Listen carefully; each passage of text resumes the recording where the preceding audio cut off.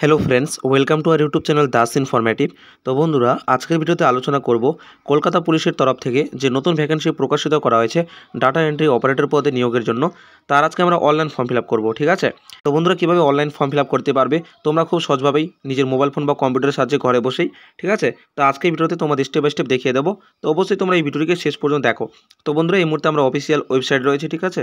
দেখতেই পাচ্ছ kolkatapolice.gov.in। তো এটা লিখে সার্চ করে আমরা এই অফিসিয়াল হোম পেজে চলে আসবো।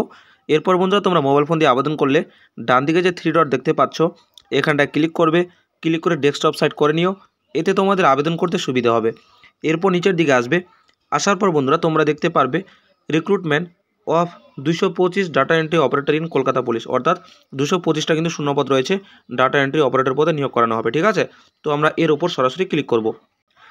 যখনই ক্লিক করব বন্ধুরা, এরপর আমাদের সামনে এরকম একটা পেজ আসবে। আমরা একটু নিচের দিকে স্ক্রল করব, দেখতেই পাচ্ছ। তোমরা যদি নোটিশ ডাউনলোড করে দেখতে চাও তাহলে এখানটা ক্লিক করে দেখে নিতে পারো, ঠিক আছে? পিডিএফের মাধ্যমে ডাউনলোড হয়ে যাবে। এবং এরপর এখানে বলেছে প্রসিড। তো বন্ধুরা, যেহেতু আমরা অনলাইন আবেদন করব, তো সেই জন্য আমাদের এখন এই প্রসিড অপশনে ক্লিক করতে হবে, ঠিক আছে? তো আমি প্রসিড অপশনে ক্লিক করলাম। এরপর বন্ধুরা, আমাদের সামনে এরকম একটা পেজ চলে আসবে, যেখানে আমাদের প্রথমত বলেছে লগ ইন, তারপর নিচের দিকে বলেছে রেজিস্টার নাও, ঠিক আছে? তো বন্ধুরা, আমাদের আবেদন করার জন্য প্রথমে কিন্তু রেজিস্টার করতে হবে, ঠিক আছে? তো সেই জন্য রেজিস্টার নাও অপশনে ক্লিক করতে হবে। তো যখনই আমরা ক্লিক করব, এরপর আমাদের সামনে রেজিস্ট্রেশন ফর্ম চলে আসবে, যেখানে আমাদের বন্ধুরা এখানে প্রথমত বলেছে ইন্টার মোবাইল নাম্বার। এখানে আমাদের অ্যাক্টিভ মোবাইল নাম্বার বসিয়ে দেবো। তারপর বলেছে ইন্টার নেম, তো এখানে আমাদের সম্পূর্ণ নামটা ভালোভাবে ইন্টার করে দেবো। তারপর বলেছে সিলেক্ট পোস্ট, ঠিক আছে? তো এখানে আমাদের ক্লিক করতে হবে। এখানে ক্লিক করলে ডাটা এন্ট্রি অপারেটর চলে আসবে, তো এটা আমাদের সিলেক্ট করতে হবে। এরপর বলেছে সিলেক্ট ক্যাটাগরি। তো এখানে বন্ধুরা যখনই ক্লিক করব, এখানে ক্যাটাগরিগুলো শো করবে, UR SC ST OBC OBCB EWS. তো তোমাদের যা ক্যাটাগরি সেটা তোমরা সিলেক্ট করে নেবে। এরপর বলেছে সিলেক্ট ডিওবি, অর্থাৎ ডেট অফ বার্থ। তো বন্ধুরা, যখন এখানে ক্লিক করবে, এখানে ক্যালেন্ডার চলে আসবে। তো ক্যালেন্ডার থেকে তোমাদের ডেট অফ বার্থ তোমরা সিলেক্ট করে নেবে, ঠিক আছে? এরপর বন্ধুরা, গেট ওটিপিতে ক্লিক করে দেবে। যখনই বন্ধুরা গেট ওটিপিতে ক্লিক করবে, এরপর মোবাইল নাম্বারে ওটিপি যাবে। সেই ওটিপিটা দেখে আমাদের এখানে বসিয়ে দিতে হবে, ঠিক আছে? ওটিপি বসানোর পর বন্ধুরা ক্যাপচা কোডটা দেখে এখানে বসিয়ে দিয়ে তারপর রেজিস্টার অপশনে ক্লিক করতে হবে। এরপর বন্ধুরা দেখতে পাচ্ছ এখানে বলা হয়েছে যে আমাদের রেজিস্ট্রেশন কিন্তু সাকসেসফুলি কমপ্লিট হয়ে গেছে, ঠিক আছে? এখন কিন্তু আমাদের এখানে লগ ইন করতে হবে। তো আমরা যে মোবাইল নাম্বার দিয়ে রেজিস্টার করেছি সেই মোবাইল নাম্বারটা এখানে বসিয়ে দিয়ে এখানে ক্যাপচা কোডটা দেখে আমাদের বসিয়ে দিতে হবে। এরপর বন্ধুরা আবার আমাদের কিন্তু গেট ওটিপিতে ক্লিক করতে হবে। ওটিপি বসানোর পর বন্ধুরা এরপর আমাদের ভেরিফাই অ্যান্ড লগ ইনে ক্লিক করতে হবে। এরপর বন্ধুরা আমাদের সামনে অ্যাপ্লিকেশন ফর্ম চলে আসবে। তো এখন আমাদের step by step fill up করতে হবে, ঠিক আছে? তো উপরে তোমরা দেখতে পারবে রেজিস্ট্রেশন নাম্বার চলে আসবে, ঠিক আছে? এটা তোমরা পাশে অবশ্যই নোট করে রেখে দিতে পারো। তারপর দেখতে পাচ্ছ post applied for data entry operator. তো প্রথমে আমাদের পার্সোনাল ডিটেলসগুলো কিছু ফিল আপ করতে হবে এবং কিছু অটোমেটিক্যালি চলে আসবে, যেগুলো আমরা রেজিস্ট্রেশন করার সময় দিয়েছিলাম, ঠিক আছে? তো একটু নিচের দিকে স্ক্রল করব। তো বন্ধুরা প্রথমত রয়েছে পার্সোনাল ডিটেলস, যেখানে আমাদের নাম এবং date of birth, mobile number এগুলো অটোমেটিক্যালি চলে আসবে, যেহেতু আমরা রেজিস্টার করার সময় দিয়েছিলাম। তো এরপর আমাদের এখানে বলেছে ফাদার্স নেম, তো এখানে আমাদের বাবার নাম ভালোভাবে বসিয়ে দিতে হবে। এরপর বলেছে জেন্ডার, তো এখানে ক্লিক করে আমাদের জেন্ডারকে সিলেক্ট করে নিতে হবে, ঠিক আছে? মেল নাকি ফিমেল। তারপর বলেছে আধার নাম্বার, তো এখানে আমাদের আধার নাম্বার বসিয়ে দিতে হবে এবং তারপর বলেছে ইমেল আইডি, তো এখানে আমাদের ইমেল আইডিও বসিয়ে দিতে হবে। এরপর বন্ধুরা নিচের দিকে বলেছে কমিউনিকেশন ডিটেলস, ঠিক আছে? অর্থাৎ আমাদের বর্তমান ঠিকানা, যোগাযোগের ঠিকানা। তো এখানে প্রথমত বলেছে প্রেজেন্ট অ্যাড্রেস, দেখতেই পাচ্ছ। তো স্টেট অটোমেটিক্যালি চলে আসবে ওয়েস্ট বেঙ্গল, ঠিক আছে? নাহলে এখানে ক্লিক করে তোমরা সিলেক্ট করে নিতে পারো, ঠিক আছে? তারপর ডিস্ট্রিক্ট অর্থাৎ জেলার নাম আমাদের বসাতে হবে, পুলিশ স্টেশন থানার নাম বসাতে হবে, পোস্ট অফিসের নাম এখানে বসিয়ে দেবে। তারপর বন্ধুরা এড্রেস অর্থাৎ গ্রামের নাম তোমরা এগুলো এখানে বসিয়ে দেবে। তারপর পিনকোডটা এখানে বসিয়ে দেবে। যদি বন্ধুরা তোমাদের বর্তমান ঠিকানা এবং স্থায়ী ঠিকানা একই হয়, ঠিক আছে, তাহলে তোমরা এই বক্সে টিক করবে, তাহলে নিচের ডিটেলসগুলো অটোমেটিক্যালি কিন্তু ফিল আপ হয়ে যাবে। যদি আলাদা হয় তাহলে বক্সে তোমাদের টিক করতে লাগবে না, শুধুমাত্র তোমরা আলাদাভাবেই এই অ্যাড্রেসগুলোকেও ফিল আপ করে দেবে, ঠিক আছে?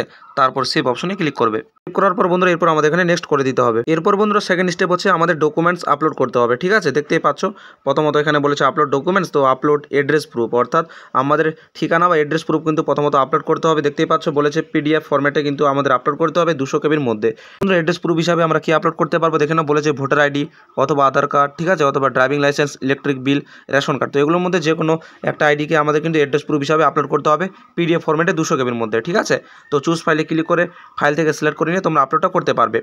এরপর বলেছে বন্ধুরা যে আপলোড আইডি প্রুফ, এখানে আমাদের আবার আইডি প্রুফ হিসাবে এখানে একটা আইডিকে আপলোড করতে হবে 200 কেবির মধ্যে পিডিএফ ফরম্যাটে, ঠিক আছে? ভোটার আইডি বা আধার কার্ড যে কোনো একটা আপলোড করে দেবে। চুজ ফাইলে ক্লিক করে ফাইল থেকে সিলেক্ট করে আপলোডটা করবে। তারপর এজ প্রুফ অর্থাৎ বয়সের প্রমাণপত্র দেখে নাও।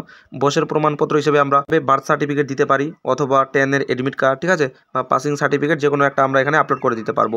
তারপর বলেছে আপলোড কাস্ট সার্টিফিকেট, এরকমভাবে এখানে চুজ ফাইলে ক্লিক করে তোমরা ফাইল থেকে সিলেক্ট করে আপলোডটা করে দেবে, ঠিক আছে? তারপর বলেছে পাসপোর্ট ফটো, অর্থাৎ ফটোগ্রাফ আপলোড করতে হবে জেপিইজি ফরম্যাটে, ঠিক আছে, 100 কেবির মধ্যে। তো এখানে তোমরা তোমরা দেখতে পাচ্ছ এখানে পিক্সেল দেওয়া রয়েছে। তো চুজ ফাইল থেকে তোমরা আপলোডটা করবে। সিগনেচারও আপলোড করতে হবে বন্ধুরা, দেখতে পাচ্ছ 100 MB মধ্যে জেপিইজি ফরম্যাটে, এবং এখানে তোমরা পিক্সেল দেখতে পাচ্ছ। চুজ ফাইল থেকে তোমরা সিলেক্ট করে আপলোডটা করে দিয়ে তারপর তোমরা নিচের দিকে সেভ করে দেবে। যখনই বন্ধুরা ডকুমেন্টসগুলো তোমরা ফাইল থেকে সিলেক্ট করে সেভ করবে, ঠিক আছে, তারপর তোমরা দেখবে প্রত্যেকটা ডকুমেন্টস কিন্তু এখানে আপলোড হয়ে গেছে, ঠিক আছে। যেমনটা দেখতে পাচ্ছ পাশে কিন্তু গ্রিন টিক চলে আসছে, দেখতে পাচ্ছ, ঠিক আছে, প্রত্যেকটার পাশে এখানে গ্রিন টিক চলে আসবে। এরপর বন্ধুরা নিচের দিকে তোমরা দেখতে পারবে নেক্সট একটা অপশন। তো এই নেক্সট অপশনে আমাদের ক্লিক করতে হবে। এরপর বন্ধুরা আমাদের সামনে পরবর্তী স্টেপ চলে আসবে, যেখানে আমাদের কোয়ালিফিকেশন ডিটেলসগুলো ফিল আপ করতে হবে, ঠিক আছে। এবং এখানে এটাই বলেছে যে আমাদের যে লেটেস্ট যে রিসেন্ট যে কোয়ালিফিকেশন রয়েছে সেটাই আমাদের ফিল আপ করতে হবে। তো বন্ধুরা গ্র্যাজুয়েশন যোগ্যতায় কিন্তু আমরা এই ডাটা এন্ট্রি অপারেটর পদে আবেদন করতে পারবো। বন্ধুরা আরেকটা কথা, ঠিক আছে, তোমরা যদি গ্র্যাজুয়েশন কমপ্লিট করে থাকো জেনারেল ডিসিপ্লিন থেকে, যেমন আর্টস বা কমার্স বা সায়েন্স, তোমাদের কিন্তু আলাদাভাবে কম্পিউটার অ্যাপ্লিকেশনের উপর সার্টিফিকেট থাকতে হবে, ঠিক আছে। তাহলে কিন্তু তোমরা এখানে অবশ্যই আবেদন করতে পারবে। এবং যারা গ্র্যাজুয়েশন কমপ্লিট করেছে কম্পিউটার সায়েন্স, আইটি বা বিটেক, ঠিক আছে, সেক্ষেত্রে তাদের কিন্তু আলাদাভাবে কোনো কম্পিউটার অ্যাপ্লিকেশন সার্টিফিকেট লাগবে না, ঠিক আছে। যে ডিসিপ্লিন থেকে গ্র্যাজুয়েশন কমপ্লিট করেছে তোমরা এখান থেকে সেটাকে সিলেক্ট করে নেবে, ঠিক আছে। তো আমি এখানে গ্র্যাজুয়েশন ইন জেনারেল ডিসিপ্লিন থেকে করেছি, তো আমি এটাকে সিলেক্ট করলাম। যখনই ক্লিক করবো বন্ধুরা এরপর দেখতে পারবে এখানে আমাদের কিছু ডিটেলস ফিল আপ করতে হবে। প্রথমে বলছে ইনস্টিটিউশন, তো এখানে আমাদের ইনস্টিটিউশনের নাম লিখে দিতে হবে। তারপর বলছে স্ট্রিম বা সাবজেক্টের নাম আমাদের এখানে মেনশন করতে হবে। তারপর বন্ধুরা টোটাল মার্কস আমাদের এখানে লিখতে হবে। তারপর আমরা টোটাল মার্কসের মধ্যে কত পেয়েছি, বলেছে অবটেইনড মার্কস, অর্থাৎ আমরা কত পেয়েছি, ঠিক আছে, এবং কত সালে পাস করেছি সেটা আমাদের এখানে মেনশন করে দিতে হবে। এরপর বন্ধুরা এখানে কিন্তু আমাদের পিডিএফ ফরম্যাটে 400 KB মধ্যে রেজাল্ট সার্টিফিকেট কিন্তু আপলোড করতে হবে, ঠিক আছে। তোমরা কিন্তু এখানে চুজ ফাইলে ক্লিক করে ফাইল থেকে সিলেক্ট করে আপলোডটা করবে। তো এরপর আমরা নিচের দিকে চলে আসি বন্ধুরা। নিচের দিকে আসলে এরপর বলেছে সার্টিফিকেট কোর্স, ঠিক আছে। তখনই বন্ধুরা আমরা উপরের দিকে কোয়ালিফিকেশনকে সিলেক্ট করব, তখনই কিন্তু এটা অটোমেটিক্যালি নিচের দিকে চলে আসবে, ঠিক আছে। যারা জেনারেল ডিসিপ্লিন থেকে কমপ্লিট করেছে গ্র্যাজুয়েশন সেক্ষেত্রে তাদের এটা অপশনটা চলে আসবে, দেখতে পাচ্ছ সার্টিফিকেট ইন কম্পিউটার অ্যাপ্লিকেশন। তো আমাদের এখানে কোর্সের নাম লিখে দিতে হবে, আমরা কোন ইনস্টিটিউট থেকে সেই কোর্সটা করেছি এবং কত সময়ের সেটা আমাদের এখানে মাসে উল্লেখ করে দিতে হবে, ঠিক আছে। তারপর বন্ধুরা আমাদের সেই সার্টিফিকেটটা এখানে কিন্তু 200 KB মধ্যে পিডিএফ ফরম্যাটে চুজ ফাইল থেকে আমাদের কিন্তু আপলোডটা করে দিতে হবে। তারপর আমাদের সেভ করতে হবে। পর বন্ধুরা দেখতে পারবে এখানে আমাদের ডকুমেন্টসগুলো আপলোড হয়ে গেছে, পাশে গ্রিন টিক চলে আসবে। তো এরপর আমাদের এখানে নিচের দিকে নেক্সট অপশনে ক্লিক করতে হবে। এরপর বন্ধুরা আমাদের সামনে পরবর্তী স্টেপ চলে আসবে, যেখানে বলা হচ্ছে স্কিল, ঠিক আছে। তো আমাদের স্কিলের কিন্তু এখানে ডিটেলসগুলো ফিল আপ করতে হবে। তো বন্ধুরা এখানে বলেছে টাইপিং স্পিড, তো এখানে বলেছে ওয়ার্ড পার মিনিট। বন্ধুরা তোমরা নোটিফিকেশন চেক করো, সেখানে কিন্তু বলা রয়েছে যে ইংলিশে 30 ওয়ার্ডস পার মিনিট কিন্তু এখানে আমাদের টাইপিং স্পিড থাকতে হবে। তো অবশ্যই বন্ধুরা এখানে মিনিমাম আমাদের 30 অথবা তার বেশি কিন্তু মেনশন করে দিতে হবে। তারপর আমাদের এখানে সেভ করতে হবে, ঠিক আছে। সেভ করার পর বন্ধুরা আমাদের এখানে নেক্সট অপশনে ক্লিক করতে হবে। এরপর বন্ধুরা আমাদের সামনে অ্যাপ্লিকেশন ফর্মের প্রিভিউ চলে আসবে, যেখানে আমাদের অবশ্যই কিন্তু প্রত্যেকটা ডিটেলস ভালোভাবে চেক করে নিতে হবে যে ঠিকঠাক রয়েছে কিনা, ঠিক আছে।